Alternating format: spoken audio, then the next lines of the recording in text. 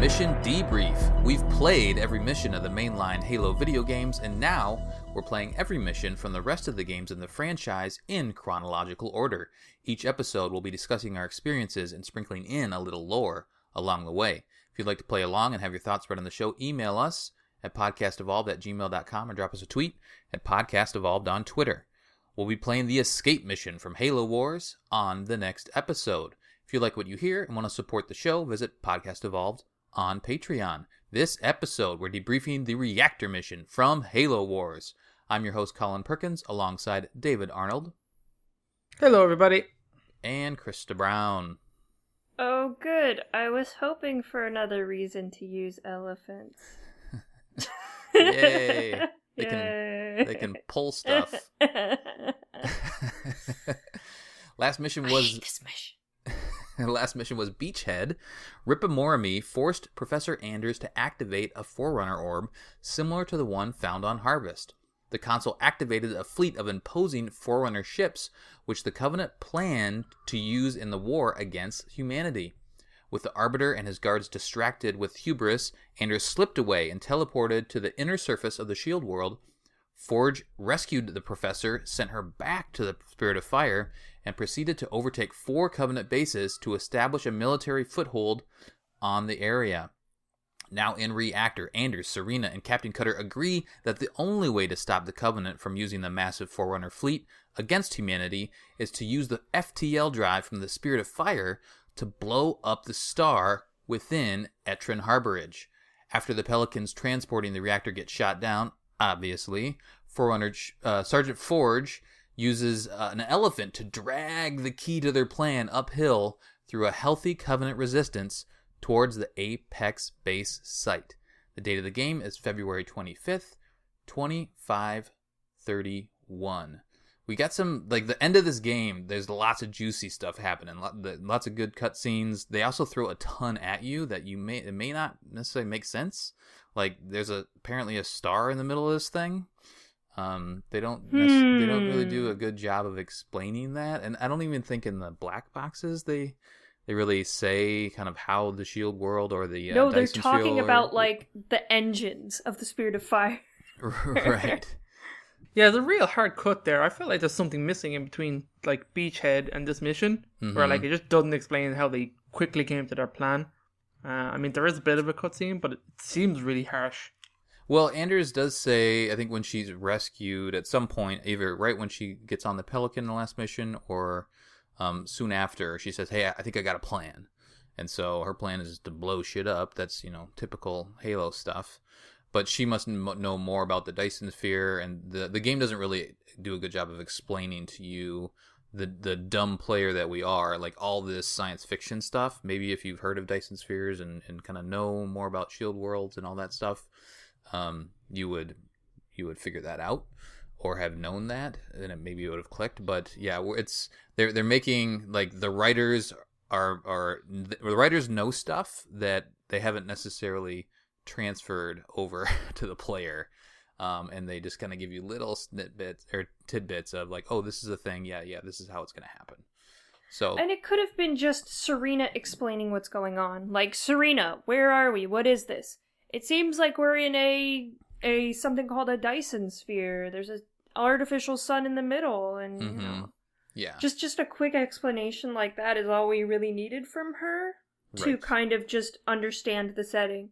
Honestly, I think every time we go somewhere different, we should have gotten debriefed by Serena on exactly where we were in the history and stuff like that. Even like the loading screen or something like that. I know some games or do like that. When we're starting the mission, like, you've just landed at this place. You need to do this, this, and this. It seems like this place has this, this, and this. Mm-hmm.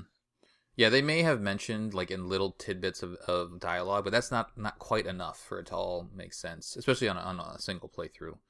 So, but David, do take us through this cutscene because it is pretty cool. It is pretty cool. So it starts off with 2 Pelicans coming down from the Spirit of Fire with a thing in between them. That's held. And you're like, what the hell is this? Mm-hmm. And you have Cutter going, is this really going to work? And Anders is like, yes. They're overloading an FTL reactor will cause a chain reaction in the sun. And you're like, what sun? Wait, FTL reactor? Exactly. Holy shit. So essentially, the Spirit of Fire's engines, like FTL drive, has been removed, and what the plan is, essentially, as Anders explains, is they're going to overload the FTL drive and collapse the sun, and that will destroy the Dyson Sphere and all the Forerunner ships in it as well. Mm-hmm. So essentially, to asset the classic human, Covenant tactics, asset denial. We can't take the thing. Well, then no one can have the thing because we're going to blow up the thing. Yeah, this is Halo after all. Yeah, this is Halo. It's like the end game for so many games. Yeah, we've seen this before, where FTL drives are retrofitted as weapons. Famously, Reach and the death of George is an FTL drive that wasn't overloaded as much as it was turned on, and FTL'd a portion of that ship away. Is essentially how they detonated, and that was cool as fuck. But this is essentially This is what they did in Combat Evolved, though, right? Yeah. Same type of thing? They blew that thing up? They blew up their reactor, yeah. But it wasn't like they didn't turn it on. Chain react it with the sun exploding, yeah. So this reactor that we see is similar. Cause the sun. Yeah. Yeah, it will cause the sun to go supernova, which will blow everything up. And it's kind of a very quick explanation of a little diagram of a thing pulsing. That's supposed to be an explosion. Serena calls out the fact that we're kind of screwed without our drive. There's no getting home. Yeah. Cutter is like, this is it. It doesn't matter. We have to make our stand here and hope that does enough for humanity, because humanity's screwed if the Covenant get Forerunner technology like this. Mm-hmm. And so essentially, it kind of just cuts and shows you the ships that kind of look weird, and the cutscene kind of ends a little bit there with kind of Forge saying, "Yeah, I'm on the ground. I have the drive." He's like, "Yeah, put the copy on."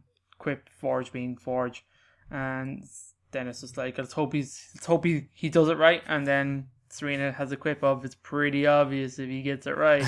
It's going to be a supernova in the sun," and then the mission begins with immediately pelicans crashing and blowing up. Right. So that's great. I feel like Halo staple. I feel like they were a little ahead of their time with Forge, and he does this in multiple spots throughout the game where he's talking to the camera or he's taking selfies. Yeah, very much so. That's more like, this is what, 2009, so he's it's maybe streaming. The very front end of that. I don't know how that's part of our current culture, right?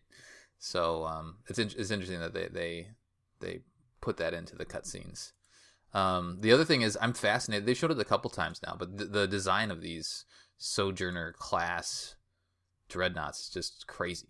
You can't really tell how big they are because it just shows them amidst a whole bunch of them. But the way that they look, they're like these flat ships that look like, I don't know, they almost look like anime swords. Yeah, they're kind of unusual looking. Yeah, I would like to see one in space to get the idea of how this ship moves. Right. I find that a lot with Forerunner tech. It can be hard to visualize, even when you're looking at it. It's like, what the fuck is this? Yeah, and they're it's shown amongst the clouds, so they must be hovering up above somewhere, or I guess more in the middle of the shield world. The opening gameplay cut, as David said, we are moving to a ground operation because pelicans can't be trusted. And so we are going to haul that bad boy up these hills up into the Apex base is what was mentioned. I mentioned it, I think, briefly before, but I think that has some sort of tie-in with where Regret and Arbiter were kind of having their conversations and where they were holding Anders hostage and all that. By the way, I've been seeing Regret for a while. Where'd he go? Where'd Regret go? He's regretting his decision. We've kind of lost him. Arbiter is now taken over as the main bad guy. But let's do our mission overview and our toy box and all that sort of fun stuff. So the main objective here, we have two main objectives: build and attach an elephant to the FTL reactor core, then use the elephant to tow the FTL reactor core to the Apex base site, which means all you really need to do just to beat the mission is just drag that puppy all the way up there. You don't really need to do anything else, which is interesting to think about. And then the optional objective is to kill 20 vampires, which is a bit of a pain in the butt. I have to air grievances. Yeah, they don't really spawn enough of them. It's so surprising because they've been so good at making the optional objectives obtainable in the part-time. Yeah. Mm-hmm. I had to choose one or the other during my playthrough, which I was really upset about. Yeah, and they do, in the Prima guide that I've been talking about throughout, they do mention I think they say it's not possible. So, which means these best scores that I'm going to go over in a little bit, maybe the best score isn't even possible because you can't get, within time, you can't kill all 20 vampires, which is bizarre. So the part time is 15 to 30 minutes. Scoring goals, we have gold at 30,000, silver at 20 to 29, bronze 10 to 19, and the tin boys are 0 to 9,999. Theoretical best score is 44,000. And again, I don't think that's possible. Yeah, I don't think that's possible because there's just not enough vampires unless somebody's figured it out. The perfect, which means, well, maybe Krysta, did the perfect streak get broken? Oh yeah, the perfect streak's been broken. Oh no! I just couldn't be bothered. Uh-huh. I did the objective over the part-time, but I think that was a mistake because my score isn't very high. But what is your score? What'd you get? 31,720. Okay, so you still got gold, but you weren't able to get but you got the objective, and I think those objective points do matter for the multiplier that I mentioned before. David, how'd you do? Just a little bit less, 30,250. Okay. I did get the bonus objective though. I did manage to kill 20 vampires. Yeah, I only played this mission the once, and I was kind of happy with my score. I felt I did really well. Uh-huh. But obviously, it's a bit on the lower side. I took a few losses in the start, but I think when I got up the first ramp, nothing else died for me the whole game. I kept everything else alive, so I thought I did really well. Mm-hmm. But I didn't dislike this mission as much as Krysta did. I actually quite enjoyed some of it. I like building bases, and then kind of as you move up the slope. I don't know, it's kind of different. I think my biggest grievance with this is that there wasn't an easy way to get the 20 vampires, and I think that's what really frustrated me about this one. Mm-hmm. They seem to spawn off map, because when you get up to the top left-hand corner, I noticed that base was always, that's where they spawned in. So I just kind of left dudes up there, and they just fought. I know, I probably took it really slow. I never noticed my length of time on this, but I felt like I played this mission for a while. Yeah, to get 15 minutes, you gotta and get the 20 vampires. So everything's got to go right somehow, I think. And again, I don't know if it's possible. So my score was 34,925. I win finally. It's been a while. Let's see here. I got to go all the way back up to the top. Win number 3 for Colin. I'm happy about that. Yeah. So I guess I'll go last. As we walk through, but Krysta, take us through the toy box. Okay, we got some great stuff. So we have our hero units: Forge, Spartan 2's Jerome, Alice Douglas. We have our fire base, build us a station, upgrade to fortress, supply pad, reactor, turrets, warthogs, elephants. Ooh. So the barracks/elephants can spawn marines that can be upgraded to ODSTs and the flamethrower marines. Our vehicle depot has scorpions, cobras, and wolverines. Our airpad has hornets and vultures. Ooh. Our field armory have reserves, reinforcements, turret upgrades, adrenaline, Mac Blast, and turrets. And then our Spirit of Fire abilities are heal and repair, Mac Blast, and ODST. So we got a pretty good toolbox going on here. Mm-hmm. So I'm interested to hear if David used ODSTs again. I know he loves them. He does love them. I did not in this map. I don't. Oh, I did at the end. No. I did at the very end when you get up to the top and there was like a base. I had loads of them built up and I started taking a few losses. I'm like, yeah, always. All right, so keep our going. Covenant ground units are elites, grunts, jackals, hunters. We have shade turrets and towers, spirit drop ships. Do we have those? I didn't see them. I had them in the notes, but I don't think I saw any. I can't remember. I didn't see any. Okay. Ground vehicles, ghosts, and wraiths, and our air units are vampires? I didn't really see any banshees. Yeah. Did you? I don't think so, which is weird because I think, isn't that well, maybe vampires is a totally unique vehicle instead of like an upgrade from the banshee. I'm forgetting how that works. We don't play the Covenant enough in the at all during the campaign. So yeah, I think it's just vampires. That's all I saw anyway. And then we have just a touch of flood, just a little spice, like a pinch of flood. Right. We have infection forms, combat forms, infected marines, and flood clouds. And then we have our stationary flood launchers, flood nests, flood tentacles, flood eggs, and stalk. So just a little tiny sprinkle. Mm-hmm. Just kind of thrown in there at the end, just kind of the topping. Well, like on your climb, you have to oh crap, I got to deal with these guys for a little bit. All right, the difficulty modifications on easy, all enemy units have 50% less health and inflict 50% less damage. That's pretty standard. Heroic the Covenant advance their ages more quickly, meaning that you're gonna face, I guess, just more difficult enemies as you make your climb. And then legendary, all enemy units have 25% more health and inflict 25% more damage, and the Covenant also advance their ages more quickly. So David, take us through your run. How did you make it happen? This map is pretty simple, so there's not a whole lot of variation that you can kind of do to it. Mm-hmm.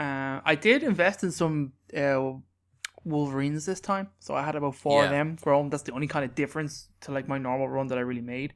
I had about kind of pretty low unit count now that I think about it.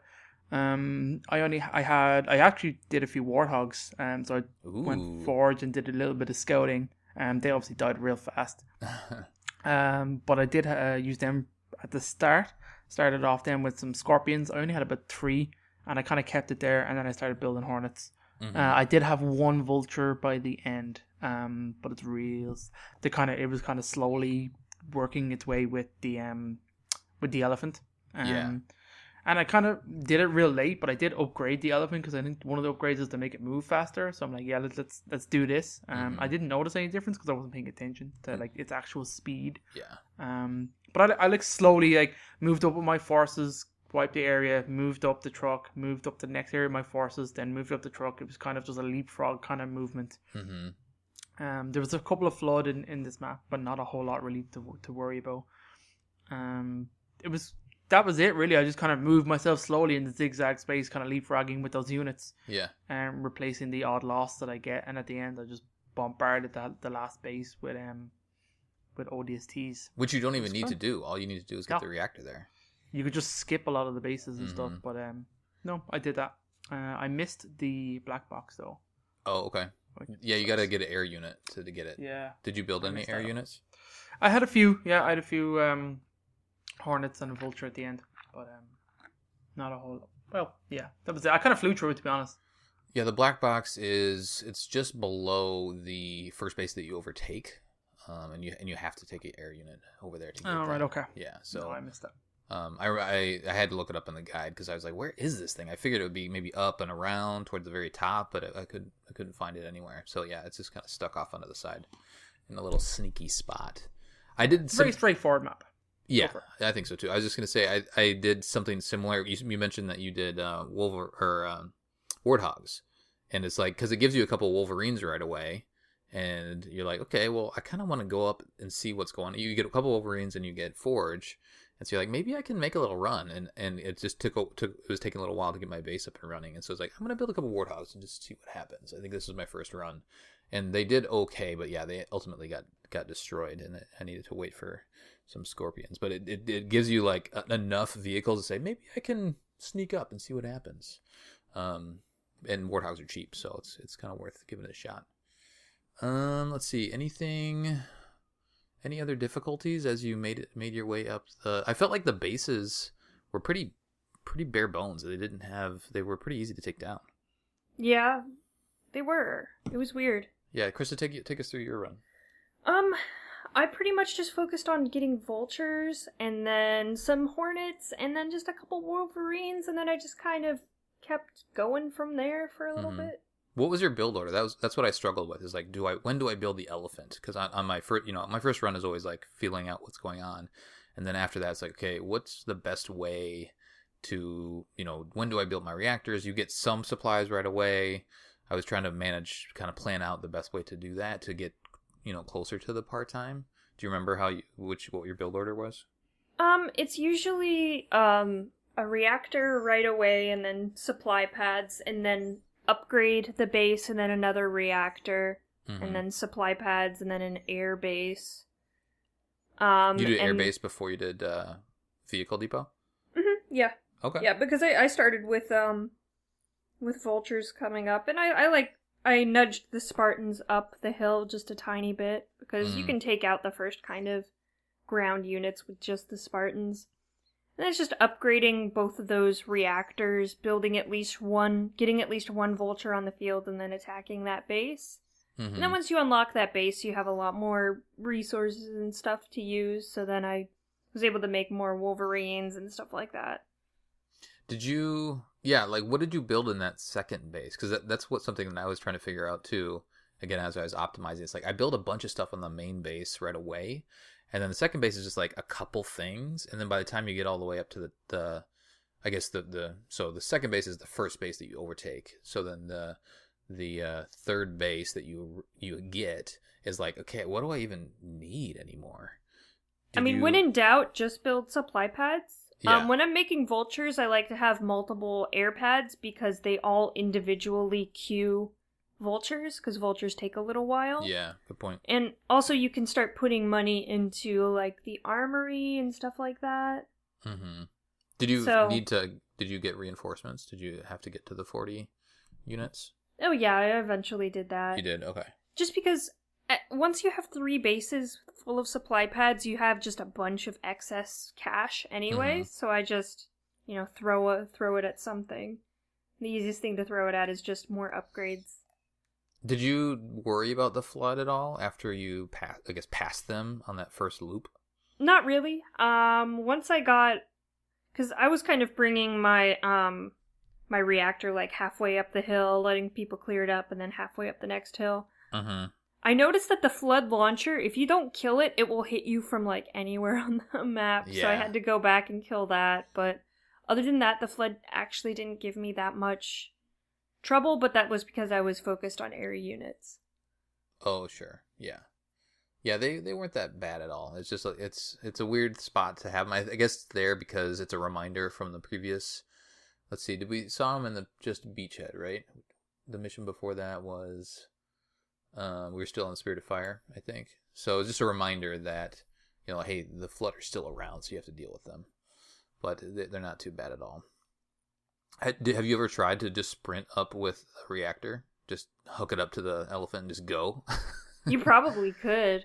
Yeah, I think you probably could on easy. I don't know about normal. Oh, definitely. Normal you probably could too, as long as you have, like, a good entourage. Just go for it, because that's really all you need to do to beat this mission. Just hook it up. You could literally, like, select the elephant and then select the very final place you need to put the elephant and just watch it go.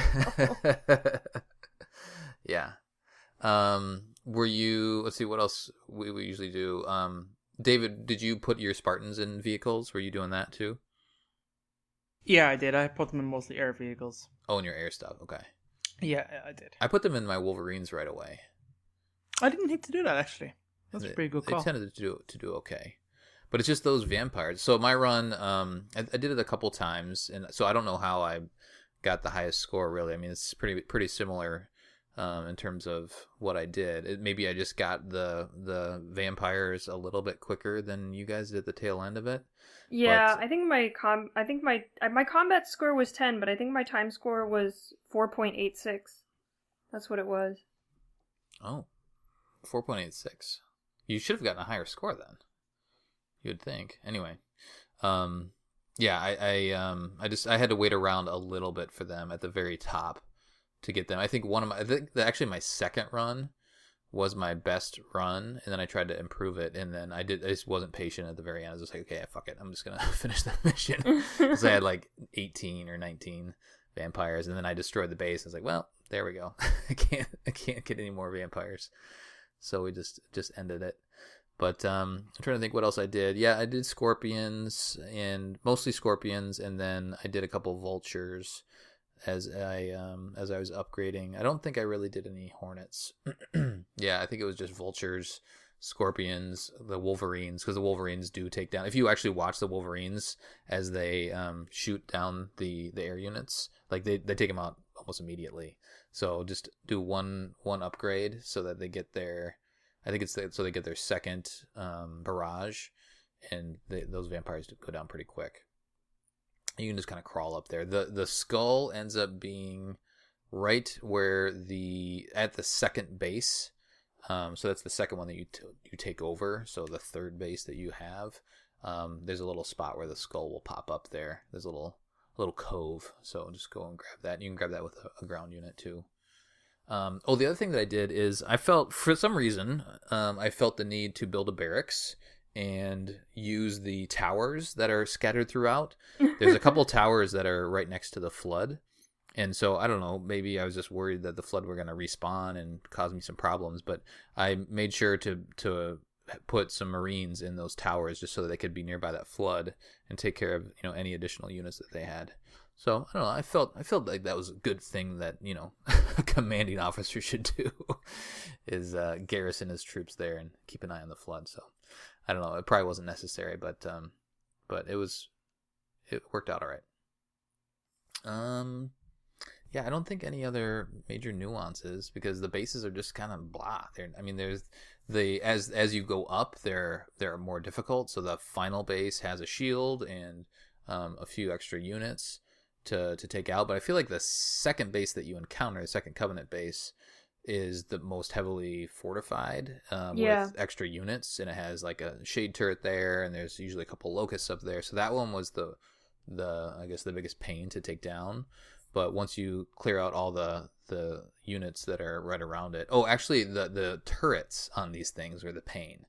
Did you guys feel that too? Like you had, at least I did. Yeah, those things just pounded my units. Yeah, I focused. 4 of them. I always focused them when I got right in there. Did you ever use any of your abilities? What did we have here? Did we have Mac Blast, Carpet Bomb? I think. Yeah. Yeah. I think I ended up using a Mac Blast like right away because one of those turrets was just pounding me. I was just like, oh god, I just got to get rid of this. And then those usually cause the most problem for me and cause the most of my units to blow up. Because the bases have all 4 of those things just crushing you right away. All right. So yeah, pretty basic, pretty straightforward mission. It's fun. I like I like the fact that they're taking you through this step of the plan, right? It's fun to mix it up at the very end, and then in the next mission we'll talk about next episode. Like you get the kitchen sink, right? But this one is like one more little here's a kind of a fun little puzzle for you to figure out. It's not too puzzly, but it's at least something different, I guess. The only way to bring the reactor up is with an elephant. I guess it could have been interesting if they would have given you the option to use different vehicles, or maybe hook up, use a couple vultures to grab it and bring it up there. Like that could have been kind of cool. Like maybe give you some options to maximize or to optimize the way that you attack the mission. But give us another reason to use an elephant. That's fine. That's cool. More vampires. I demand them. Vampires are cool, but yeah, send more at us so we can actually get our part-time, please, next time. And they didn't. It's funny that they didn't change that even for the definitive edition. They didn't tweak that at all for us. You think they would have? Just a little bit of a higher spawn rate so we can get it a little easier. Yeah. Yep. So, all right. Any trivia, David? Yep, there's always a little bit of trivia with these, which is kind of interesting. They're not crazy stuff, but anyway. The Bountiful Harvest skull can be found in the northeast corner, the Covenant base, like we said. The black box is hidden, also like you said, behind the wall of the first base. The beginning in cutscene after the Pelicans crash and explode, part of the bottom area of the reactor merges into the ground. I kind of saw this. That's just kind of artifacting. Yeah. The teleporter site resembles the shape of a marathon symbol. There you go. Okay. The elephant cannot be healed by the heal and repair ability once it's attached to the drive, and the regeneration power has no effect. I never realized this. Yeah. Mm-hmm. Interesting. Strangely, when the reactor is standing on a base building pad without an elephant attached, the player builds a building there The reactor will move out of the way itself. This is technically impossible, but it's included for the gameplay reasons. That's a weird piece of trivia, but there you go. They're small. They hint at the fact that the reactor will slide down the ramp. Did you guys ever test that out? In previous playthroughs, yeah, it just slides all the way to the bottom. It does? Oh, funny. Yeah. My elephant... With the elephant attached to it? No, when the elephant dies, then the reactor slides. Yeah, if it's on a ramp. My elephant, I did have to replace my elephant in one of my playthroughs. I was, because I'll usually, like, you know, just send everybody up to the base and just like, okay, you guys just do your thing. I'm going to go build some stuff. And then I must have just not been paying attention to the health bar because you can't heal it. And the next time I went up there, I was like, oh, crap. My elephant's gone. I got to build another one. Oof. And it also had it had a weird animation, especially right away. I don't think I moved any of my units the first playthrough and just sent an elephant over to the reactor, but it like couldn't figure out how to hook up to the reactor. So it kept like, you know, Austin Powersing, trying to like, you know, back up and hook it up. It didn't figure it out very well. So you do, a lot of times you have to move out your vehicles out of the way so that it can hook it up. Oh, the other funny thing that I noticed in this mission is at the gameplay cut at the very end, the reactor like disappears. Did you guys notice that? Oh, does it? Yeah, it like warps away, but meanwhile in the next cutscene it's there. Where does it go? Yeah, so a little continuity thing between the people that are doing the gameplay thing. Just, I guess it probably is just trying to make you feel like you accomplished your mission by, you know, taking it away or something. Or maybe it actually does. No, actually, maybe it does warp or teleport to the next spot, because that would make sense that, you know, the reactor teleports and then, you know, Forge and Red Team come up and then teleport to the Apex area. That makes sense now that I talked that through, is that, you know, Arbiter and Regret have been in this mysterious place. This teleportation spot allows us to get there, to get to that spot closer to where the sun is, I guess. So a couple of things that they don't do a great job of explaining, but, you know, we can get there. We can figure it out. We can use our big brain. That's right. What's the black box have to say, Krysta? All right, March 1st, 2531, Chief Engineer Prescott finishes his assessment of the damage to the Spirit of Fire and repairs. And repairs continue to the hull. The FTL core reactor cannot be replaced, and plans to manufacture a spare from base reactor unit is considered impossible. The decision is made to run the ship on a skeleton crew and place the rest in suspended animation. That's kind of hinting at what's going to happen next, I suppose, because this is I don't know why this one's in March and the one for the last mission is back in February, so I don't know why we're skipping around. Yeah, that's a little weird. Why would that one be here? I mean, I guess now we spoiled the end. Yeah, exactly. Oh god, someone's going to go into suspended animation. Sorry, guys. What does that mean? I don't know. Oh, they're going into cryo sleep. Oh no. Oh. All right, let's do the community, and then we'll get out of here. This will be a quick one. The community would be quick, Colin, if I was ready for the community. Well, I think you're always ready for the community. How dare you not be ready? Maybe. You disrespect us. I know. Give me these shortcuts. If I click on this button, brings me to this page, which is not the one I want. It's the when in doubt one. I always click on the wrong one. You can do it. Do you know, like, Facebook has like a group and like a page, and I always get them mixed up. Oh, you go to the page sometimes, huh? Yeah. Who goes to Facebook pages? Nobody. Yeah, nobody. Sucks. Anyway, Colin Perkins, the admin of April 7th at 3:31 p.m. Complete the phrase, it is as it relates to Halo. When in doubt, blank. Krysta from Mission Debrief, Halo Wars Reactor Mission. So, we have a few comments here. Alan Acorn says, use the spanker. Matthew says, when in doubt, thought I'd try shooting my way out, mix things up a little. Nice. It's pretty good. Thomas says, remember, I thought you'd be taller. It's okay, Tom. No. It's okay. Hey. David Elwood says, tank beats everything. Randy says, blow up the Autumn and get the fuck out. GTFO. So, yes. Lucas says, frag out. When in Doubt by John Hayden Gray says, shoot your way out. Patrick says, ask yourself, what would Sergeant Johnson do? Then we have Storm saying, when in doubt, use the BFG. Oh, no. Trenton says, when in doubt, I need a weapon. Mm-hmm. Dave McLaughlin says, when in doubt, half glass a continent. That might happen. Sam says, when in doubt, walk softly and carry a big gun. Logan says, hook a grenade. Mm-hmm. Brad says, when in doubt, get a comfy chair, grab popcorn, and call in the Spartans.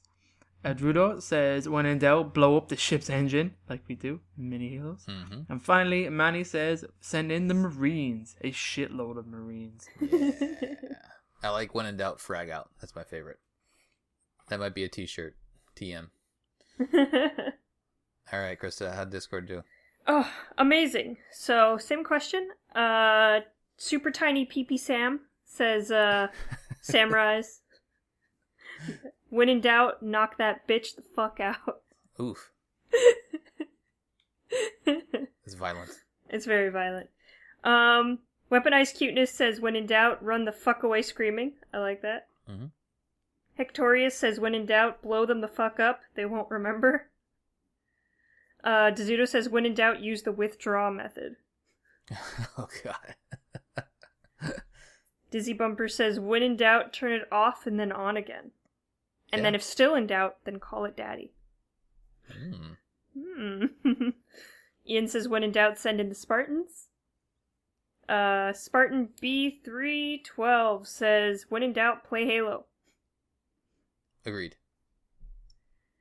Kingbeard says, when in doubt, commit the way of George by using a slipspace drive mounted incorrectly in your ship. And then George status bot says, George is alive. Wait, no, sorry, I misread the cue card. George is dead. So that's the best thing ever. I love it. That's very good. Barlett King says, when in doubt, prepare for the Arbiter to end your heretical life. Heretical. Heretical. You got heretical. It right first time. Okay. Yeah. Heretical. I like that. It sounds weird. Wolf, when in doubt, punch a motherfucker.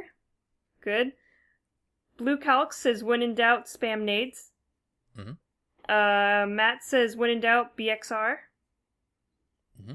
Jedi Spartan, when in doubt, betray keys. Oh, boy. Golan 502 says, when in doubt, do a warthog run. Oh, no. Oh, man. And then Wolf says, when in doubt, feed Krysta to the Gravemind. No. What? You don't. The Gravemind doesn't want me. He'll explode. You'd break the Gravemind. I'd break the... Do you want to keep playing Halo? Because if the Gravemind breaks, we're not playing Halo anymore. Very nice. Is that it?